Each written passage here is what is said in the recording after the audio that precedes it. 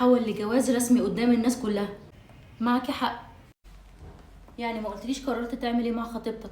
النهارده كل خالاتك عاملين يتفقوا هيلبسوا ايه يعملوا ايه في فرحك، اللي هو المفروض بعد كام يوم وانت ما قررتش. مش عارف يا ماما، مش قادر اخد اي قرار.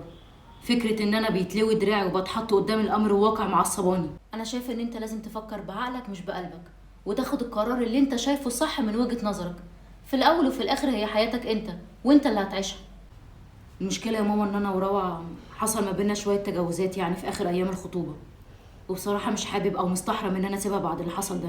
تجاوزات؟ هي دي الطريقه اللي انت بتحافظ بيها على بنت الناس؟ هي دي الطريقه اللي انت بتصون بيها الامانه اللي اداها لك اهلها؟ اوعى تفتكر ان انا هقول لك برافو ما انت الولد ومفيش اي مشكله ان انت تعمل حاجه زي دي. اللي انت عملته ده انت غلط فيه وهي غلط فيه. كل شروط اهل خطيبتك هتتعمل يداني، حتى لو هم هيلووا دراعنا في الماديات، مش احنا اللي نلوي دراع الناس في شرفهم. معاكي حق يا ماما.